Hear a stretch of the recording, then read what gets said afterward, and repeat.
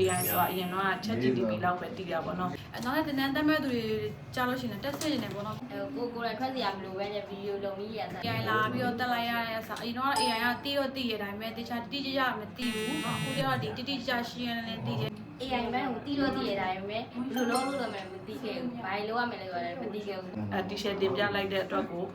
အရန်ကမှတည်တယ်ပြန်တည်သွားရပေါ့ AI ဆိုတာအရင်တော့ ChatGPT လောက်ပဲတည်ရပါတော့ဗီဒီယိုရိုက်ဖို့အတွက်ဒီ content တင်ဖို့အတွက်တွေဆိုပြောမယ်ဆိုအုံနောက်ကိုတခြားလဲအောင်စဉ်းစားရတာပေါ့နော်အဲ့လိုဟာမျိုးတွေကျတော့အချိန်စိတ်ဖြစ်တယ်နောက်လည်းတင်တန်းမဲ့သူတွေကြားလို့ရှိရင်တက်စစ်နေတယ်ပေါ့နော်ဒီနေ့အောင်တက်တယ်လည်းနက်စစ်တယ်တည်ရဘယ်ကဘယ်လိုစလို့အောင်လဲအခြေခံနေစလို့ပြီးခဲ့ရတယ်တက်လိုက်တဲ့တင်တန်းကြီးတွေအစာများစွာပြန်ရတယ်ဆိုတာကိုတေချာလေးဒီ review လုပ်ပေးရပါတော့ဒါကိုယ်ထွက်စရာမလိုပဲနဲ့ဗီဒီယိုလုံပြီးရတာတည်ခဲ့ရတယ်အခုကြောက်ပို့ပြီးတော့ပြပြဆုံးဆုံးတည်သွားတဲ့ဒီတင်တန်းကိုတက်ဖို့အတွက်ကိုလည်း recommend ပေးပါတယ်ရှင်